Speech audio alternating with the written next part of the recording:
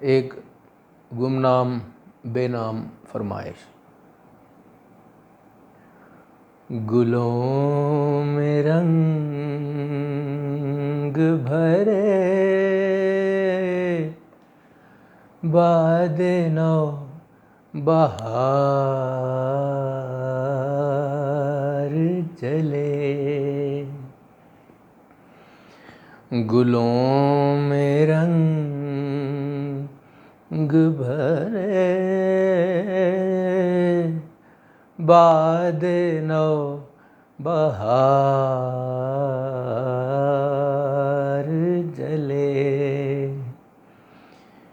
چلے بھی آؤ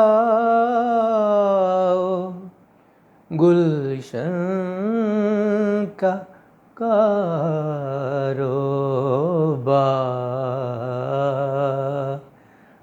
چلے، گلوں میں رنگ بھرے باد نو بہار چلے۔ قفس اداس ہے یارو صبا سے، کچھ تو کہو، قفس اداس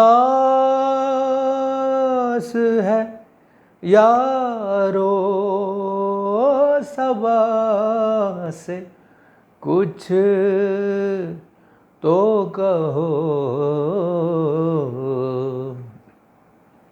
کہیں تو بہر خدا آج ذکر یار چلے، چلے بھی آؤ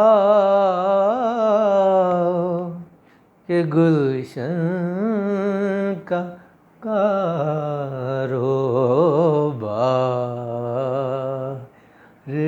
چلے، گلوں میں رنگ بھرے باد نو بہار چلے۔ جی، ہم فیض صاحب کے بارے میں یہ کرنے جا رہے تھے اپنی کچھ کوشش، تو یہ رہا نہیں گیا، یہ کچھ اشعار کے بارے میں بولنا تھا تو رہا ہی نہیں گیا۔ تو کچھ ایسا ہے کہ آلریڈی اتنا سنا ہے ان اشعار کو، اس غزل کو، کہ دل چاہا پھر گنگنا دیتے ہیں۔